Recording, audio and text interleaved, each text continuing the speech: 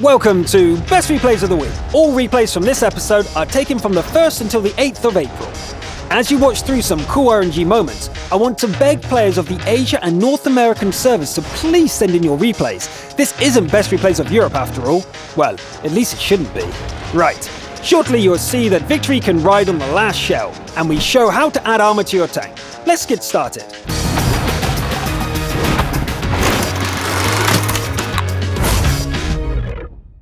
We start today with Morpheus FT and his indestructible wall of steel. The Sandman has come to put his enemies to sleep. Permanently.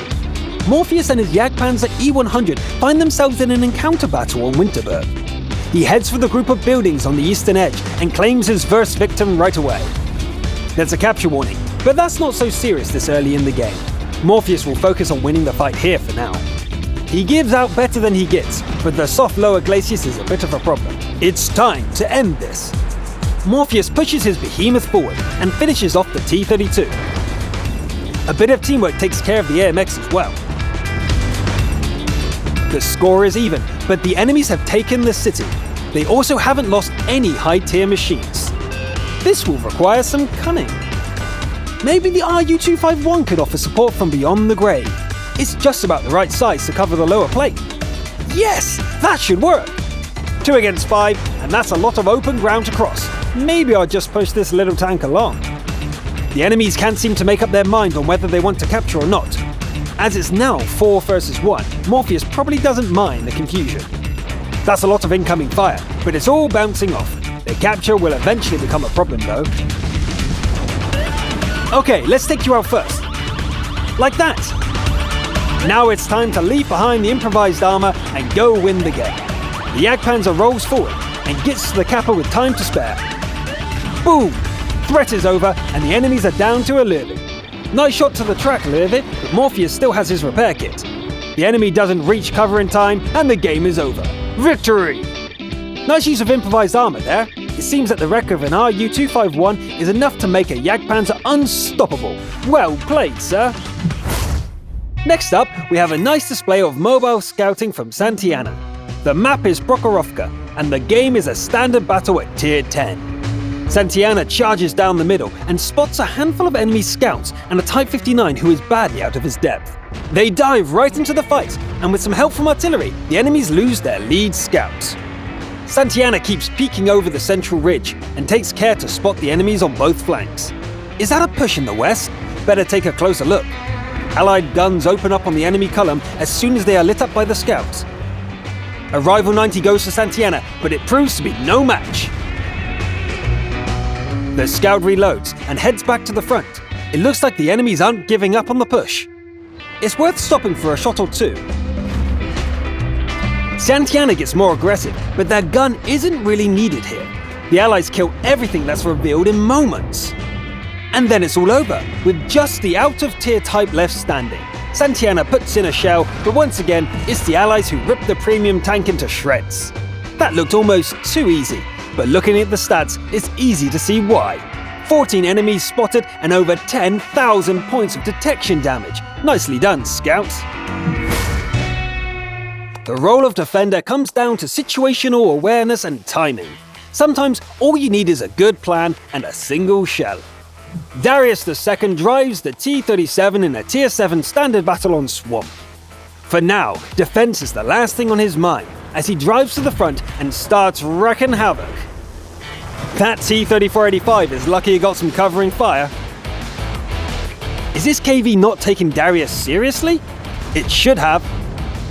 The T-150 is the next victim, and it doesn't last much longer. Neither does the T-34. Right, who's next?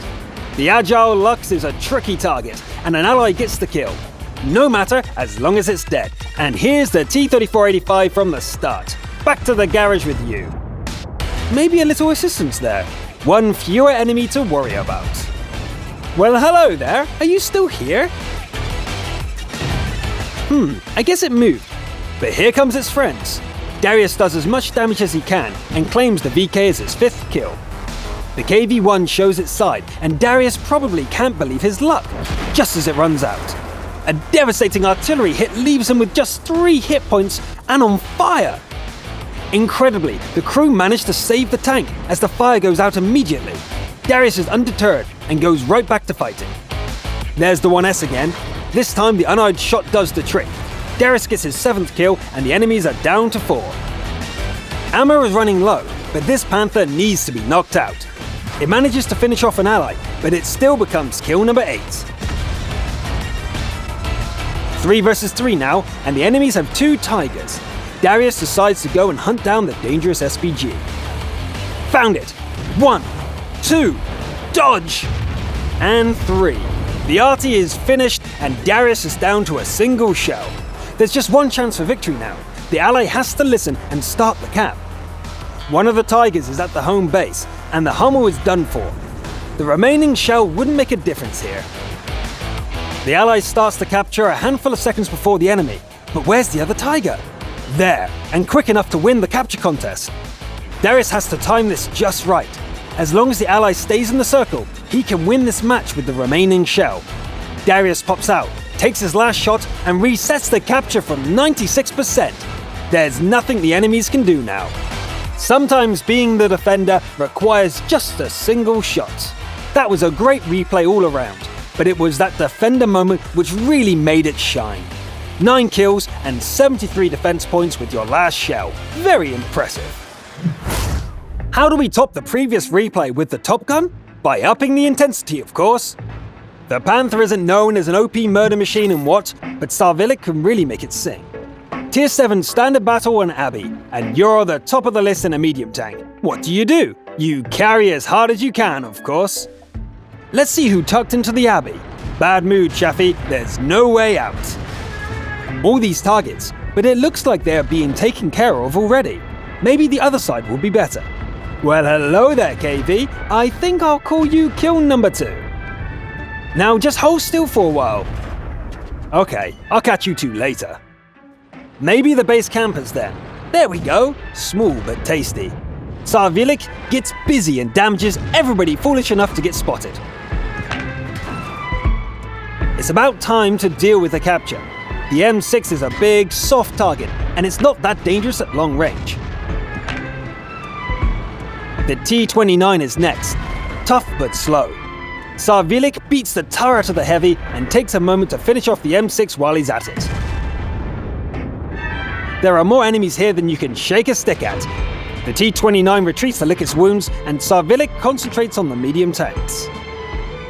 The VK has had enough, and Sarvillic takes the opportunity to finish off the T-25. Afterwards, it's quite easy to find and kill the VK as well. Looks like the remaining enemies are pushing for the base. Neither heavy lasts for long now that Sarvillic can give them his full attention. That's 8 kills and 2 more enemies to go. The Stuart Immel could end the Panther with a single solid hit, so Sarvillic has to be careful here. Yes, this will be tricky. Maybe it can be baited into taking a bad shot? Nope. Whatever margin remained is now gone. Sarvillic puts in a couple more shells, but he can't risk doing that again. But hey, here comes a friendly Tog. Take the hit, buddy, and we can finish it off together. Except the Tog is too big, and Sarvillic can't get a shot off, or squeeze past it. This won't work. He needs to think of something fast. Hold on for a moment longer, buddy. The Tog blows up, but it created a brief opportunity. An uneyed shot, and the Immel is gone.